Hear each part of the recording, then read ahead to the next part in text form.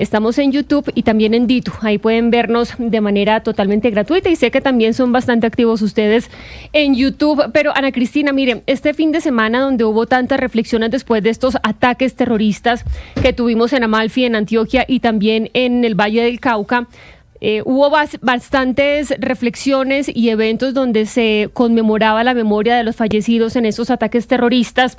Vimos también movimientos electorales tanto en izquierda como en derecha que los vamos a comentar en el transcurso del programa, pero a mí especialmente me llamó la atención una carta de Iván Mordisco después de la captura de su hermano.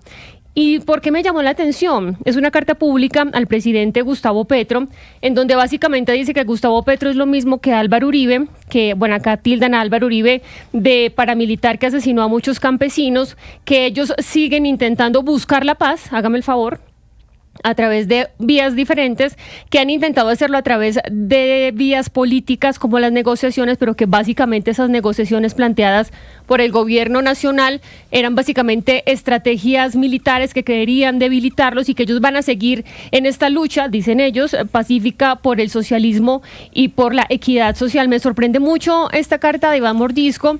Ellos dicen ahí pues que tampoco son narcotraficantes como lo dice el gobierno nacional y que eso solo se lo cree el gobierno y sus allegados. No sé si usted leyó esta carta.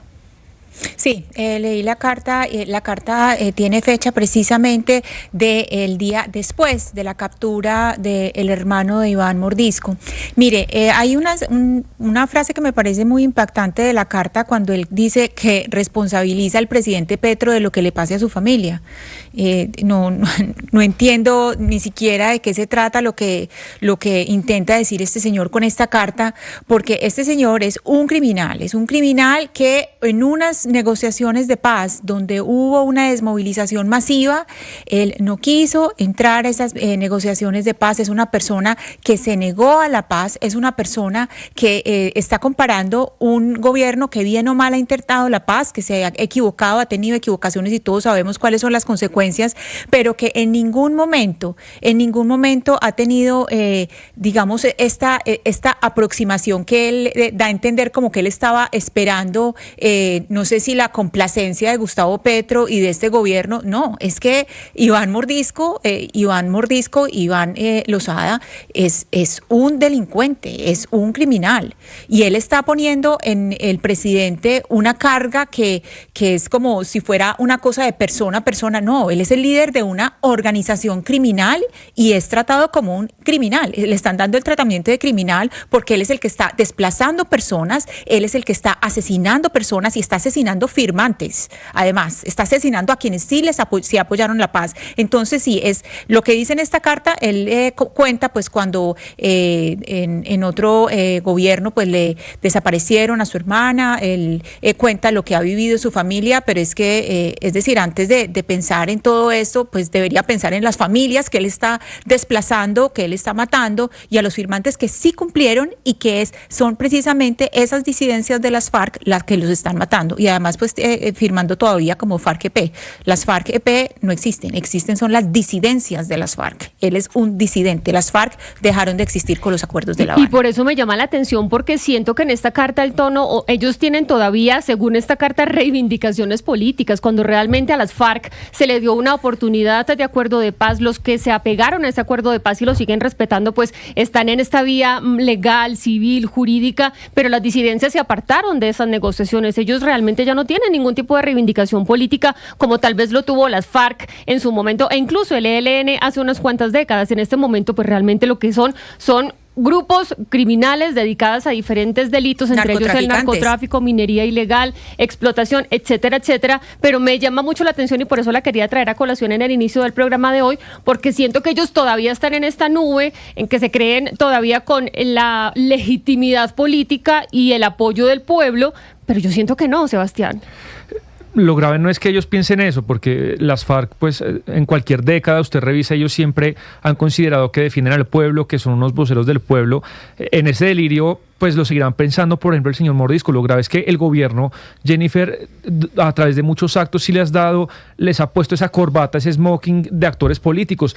No solamente cuando el gobierno desde el primer día quiere reemplazar institucionalmente el acuerdo de paz con algo una fase superior que creen ellos, cuando por ejemplo dice que Juan Manuel Santos no hizo la paz verdadera porque la paz verdadera incluye discutir el modelo económico, es decir, más o menos el gobierno siempre ha dicho, no, acá se hizo un acuerdo de paz light, express, yo voy a hacer el verdadero acuerdo de paz, y eso es cuando ustedes, estos interlocutores, a estos asesinos, les da un estatus político.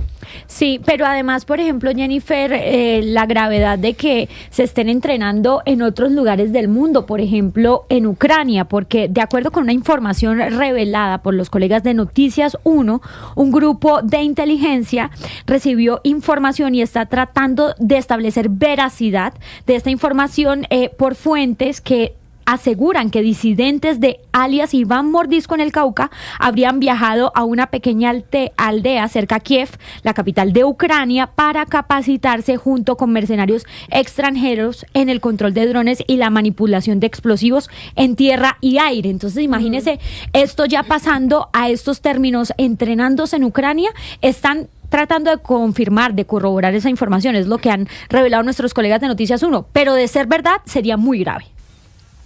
Pero mire, en estos casos vale muy bien tener presente con quién se sienta el Estado colombiano en estos casos, digamos, en cabeza del presidente de la República, que representa, encarna la unidad nacional y la jefatura del Estado.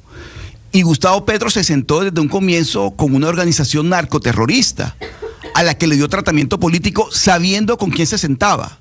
Porque el señor Mordisco y el señor Calarcá no son narcotraficantes ahora. Ellos vienen en el negocio del narcotráfico desde hace mucho tiempo. Y el gobierno, a sabiendas de eso y en el cumplimiento de su pomposa paz total, decidió sentarse con ellos y darle tratamiento político como si fueran rebeldes alzados en armas. Y no son rebeldes alzados en armas, son una organización narcotraficante que vive del negocio del narcotráfico y que ha decidido realizar este tipo de acciones terroristas, de actos terroristas, como derribar un helicóptero en Amalfi, en Antioquia, y como atacar la base aérea Marco Fidel Suárez en Cali. De tal manera que el presidente de la República no puede llamarse a sorpresas y decir hoy que está negociando que está considerando al señor Mordisco y al señor Calarcá como terroristas. No. Son narcoterroristas desde mucho antes de que el gobierno los llamara a sentarse en la mesa. De hecho, no participaron de la negociación de La Habana porque tenían claro cuáles eran sus principios, y sus principios es el negocio del narcotráfico. De tal manera que yo no entiendo por qué ahora van a decir que el gobierno se declara sorprendido porque descubren que el señor Mordisco y que el señor Calarcá son dedicados al narcotráfico. Eso no debe causar ninguna sorpresa. Lo que sí causa sorpresa y mucho dolor es que estos criminales sigan empecinados en causar tanto daño y en lutar tantas familias colombianas como lo hicieron con sus actos terroristas de la semana pasada. Sí, es muy importante decir, primero eso, destacar que Iván Mordisco nunca entró a los acuerdos de La Habana, nunca quiso estar ahí, y que el hecho de que Gustavo Petro haya propuesto estas conversaciones con grupos como los de Iván Mordisco es porque él les reconoció un tipo digamos, como interlocutores, pero no necesariamente desde lo político, porque en el Clan del Golfo tampoco hay una interlocución desde lo político. Se sabe que son narcotraficantes y que se está básicamente negociando con traquetos. Eso pues es clarísimo, que ahí es una contraparte que es de traquetos.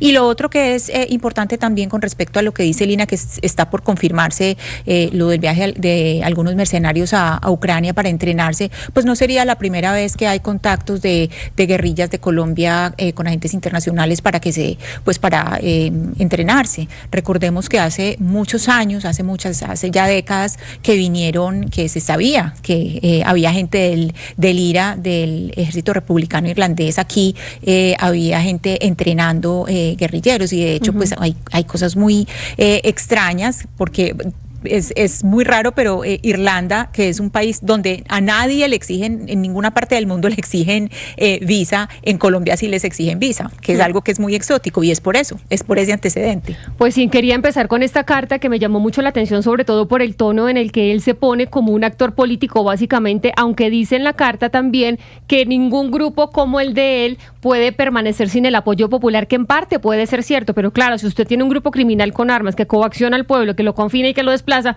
pues obviamente al pueblo le quedará muy difícil decirle que no a un señor como estos. Es la discusión que hay ahora. Vamos a estar hablando también de cómo están las Fuerzas Armadas en Colombia, cuáles son esos problemas identificados por algunos especialistas y también qué decía anoche el ministro de Defensa en Noticias Caracol. Pero mire, este fin de semana también